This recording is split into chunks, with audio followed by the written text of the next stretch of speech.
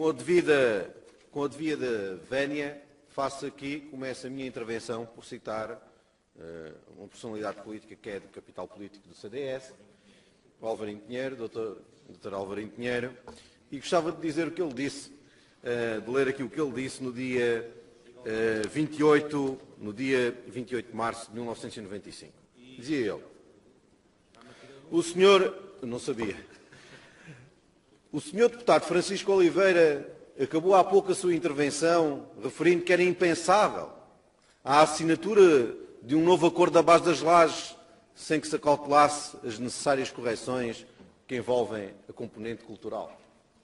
O Sr. Dr. António Menezes, recentemente designado representante da região na Comissão Nacional de Negociações do Acordo da Base das Lajes, fazia há 3 dias afirmações que envolviam o seu empenhamento na negociação deste acordo e o que ele significava a sua nomeação para o Governo da República e que era um sinal claro das intenções do Governo Regional relativamente ao andamento daquelas negociações. Inclusivamente defendia alguns princípios a ter em conta quanto ao ritmo, ao conteúdo e à filosofia que presidiam estas negociações. Repito, inclusivamente este nosso representante defendia alguns princípios a ter em conta quanto ao ritmo, conteúdo e à filosofia que presidiam essas negociações. Sr. Presidente, Srs. Deputados, eu lamento dizer aqui, mas há cerca de 60 minutos, o Ministro dos Negócios Estrangeiros de Portugal rubricou e, portanto, firmou o acordo entre Portugal e os Estados Unidos, deixando o mesmo apenas para posteriores arranjos. Da minha parte, percebo a situação embaraçosa. Da minha parte, percebo a situação embaraçosa. Não sei se há máquinas fotográficas na Câmara, mas se houver algum psicólogo, algum sociólogo, tente imaginar o que vai na mente do Dr. António Menezes. Tente imaginar o que vai na mente da bancada do PSD e tente imaginar o que vai na mente de todos nós, incluindo o deputado da oposição, que também já referiu o assunto aqui. Eu penso que a história desta casa e esta intervenção do Dr. Alvarinho Pinheiro, mostra bem o que sucedeu no anterior processo de negociação. No anterior processo de negociação, a região foi votada a uma absoluta indiferença.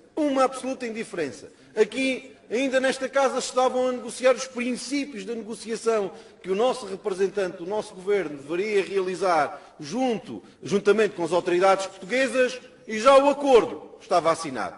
O acordo foi assinado, nem sequer o representante dos Açores e o Governo Regional, da altura, souberam da data da assinatura do acordo. Isto diz tudo em relação à forma como foram defendidos os interesses dos Açores no acordo de 1995. Diz tudo. Bom, a história parlamentar, nos outros dias a seguir, são votos de protesto, são diversas iniciativas políticas de indignação, não vos vou amassar. Não alteraram absolutamente nada daquilo que já tinha sido negociado. E por isso é que eu considero que é importante que a história não se repita.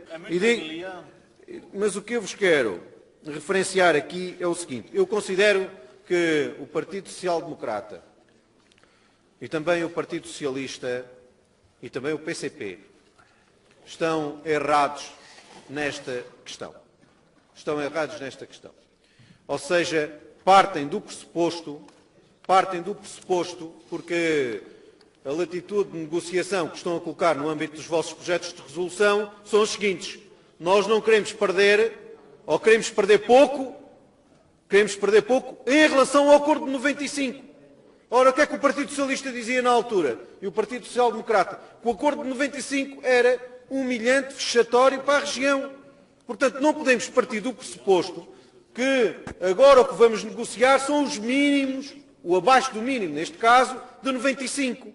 Porque colocar como fasquia negocial aquilo que o acordo contempla, um péssimo acordo de 95 já contempla, eu penso que é uma base negocial muito fraca, porque evidentemente os americanos vão tentar baixar ainda mais estas contrapartidas. E, portanto, uma vez que o PCP, o Partido Socialista e também o Partido Social Democrata, nos vossos projetos de resolução, partem do princípio de defender este pequeno adquirido e, portanto, a vossa base negocial já é baixa, partem de uma base negocial baixa, eu não posso, em consciência, votar nem a favor, nem abster-me em relação. Vou votar contra as vossas propostas.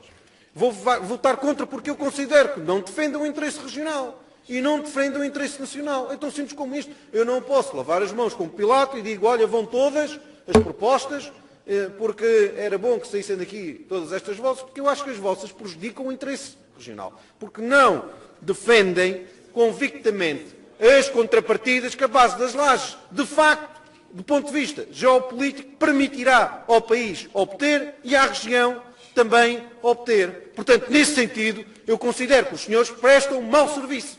São péssimos negociadores e que não considero. Uma coisa que não vos quero imputar, é que o façam de má fé. Obviamente, o Governo Regional e todos os senhores deputados aqui querem defender os interesses do seu país e da sua região. Não é de falta de patriotismo que vos acuso, evidentemente. O que vos acuso é de ter uma posição negocial demasiado frágil, uma posição negocial que já parte de um pressuposto, já parte de uma latitude, que é a latitude 95, que é péssima pela região. Todos os partidos que aqui estão representados disseram isso naquele período.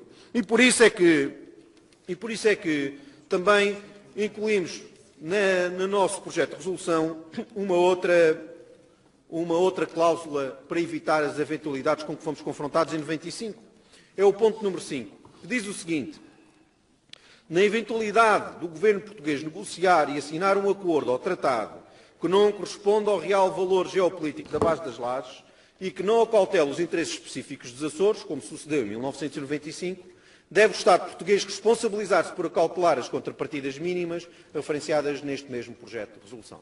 Eu considero que é uma cláusula básica, uma cláusula importantíssima, porque nada nos diz, nada nos assegura, tendo em conta os precedentes, que o Estado português, que a negociação do Estado português irá contemplar a defesa dos interesses dos Açores. Não o fez no passado, não podemos acreditar que o irá realizar no futuro. E por isso esta cláusula de lhe imputar esta responsabilidade de realizar as compensações necessárias se fizer um mau acordo, porque há muitos ministros neste país que o que pretendem em relação aos Estados Unidos é ter uma bonita fotografia em Washington junto dos poderosos, do secretário de Estado, do presidente Obama. Isto era já uma grande realização para muita gente. E, portanto, nós temos que ter a absoluta certeza que o Governo da República será devidamente responsabilizado e terá que assumir as suas responsabilidades em relação à região autónoma dos Açores se não defender os nossos interesses, se não defender os interesses da região autónoma dos Açores, que são também, torno a repetir, os interesses do país. E por isso é que eu considero que esta cláusula é fundamental, para que o Governo da República já tenha esta limitação, já tenha a absoluta consciência que nós lhe vamos imputar responsabilidades políticas, que lhe vamos imputar responsabilidades institucionais, se não defenderem os interesses dos Açores. Porque nós não podemos impedir o Estado português de assinar o tratado ou o acordo. Não podemos. Não temos essa competência do ponto de vista constitucional. Mas o que podemos é imputar-lhe responsabilidades políticas e institucionais.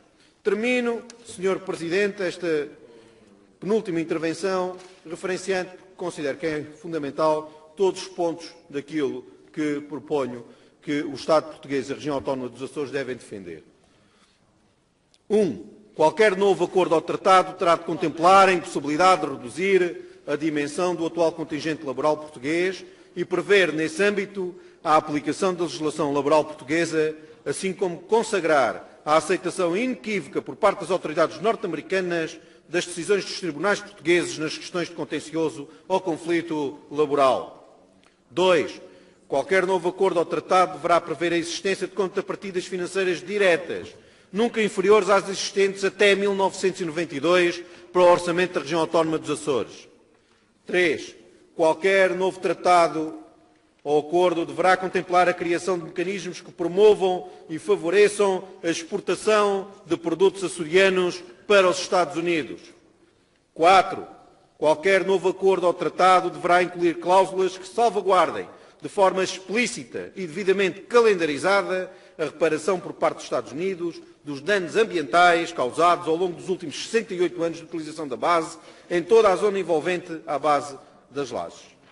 São estes os pontos referenciados, além desse ponto que vos li há pouco, da responsabilização por parte do Estado português, na eventualidade de vir a ser negociado, assinado um acordo ou um tratado que não defenda os interesses da região autónoma dos Açores e, portanto, que não defenda os interesses do país. Porque os Açores, ao contrário do que a diplomacia norte-americana quer fazer crer, os Açores ainda estão mais valorizados, porque neste momento temos uma vertente oceânica muito mais valorizada, temos uma posição geopolítica muito mais valorizada e, portanto, não temos que partir de uma base negocial baixa que os senhores estão aqui a propor.